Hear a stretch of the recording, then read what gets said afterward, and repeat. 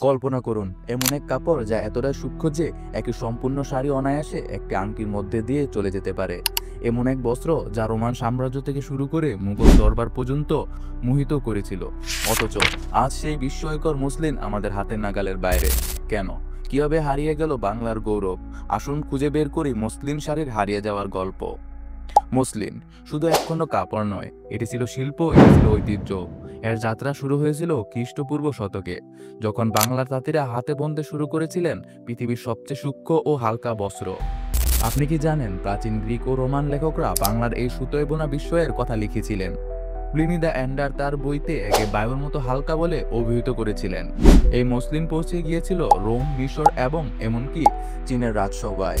কিন্তু মসলিনের স্বর্ণযুগ শুরু হয় মোগল আমলে। সম্রাট জাহাঙ্গীরের সময়ে বাংলার মসলিন এতটাই জনপ্রিয় ছিল যে একে বলা হতো মলমলকি দিব্যি বা স্বর্গীয় কাপড়।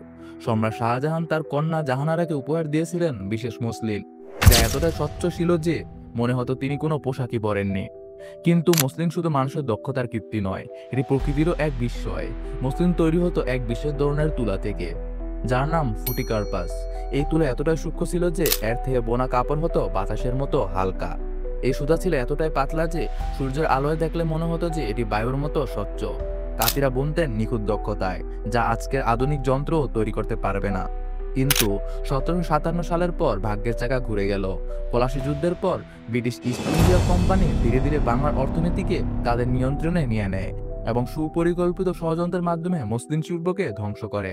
কথিত আছে ব্রিটিশরা বাংলার তাঁতিদের হাতের আঙুল কেটে দিত, যাতে তারা আর মসলিন বুনতে না পারে। সত্যমিতা যাই হোক, ব্রিটিশরা ভারতে নিজেদের কাপড় বাজারজাত করতে বাংলার মসলিন শিল্পকে ধ্বংস করে দেয়।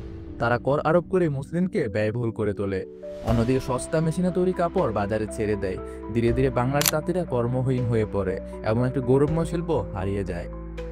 কিন্তু ইতিহাস কখনই পুরোপুরি মুছে যায় না। আজ বাংলাদেশ সরকার ও গবেষকরা চেষ্টা করছে মসলিনকে ফিরিয়ে আনতে। বিশেষ করে গবেষণার মাধ্যমে ফুটিকার্পাস তুলা পুনরুদ্ধার করা হয়েছে এবং কিছু তাঁতি আবার এই বিস্ময়কর কাপড় বুনতে শুরু করেছেন।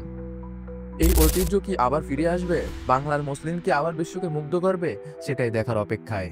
কিন্তু আমাদের ঐতিহ্যকে টিকে রাখতে হলে আমাদেরও সচেতন হতে হবে। বাংলার ইতিহাস, বাংলার ঐতিহ্য, এটি আমাদের অহংকার। যদি আপনি চান মসলিনের হারানো গৌরব আবার ফিরে আসুক, তাহলে আমাদের কৃষ্টি, আমাদের তাঁতিদের পাশে থাকুন। এই গল্প সবার কাছে পৌঁছে দিন। এই ভিডিওটি শেয়ার করুন এবং আমাদের ঐতিহ্যকে বাঁচানোর পথে একসাথে চলুন।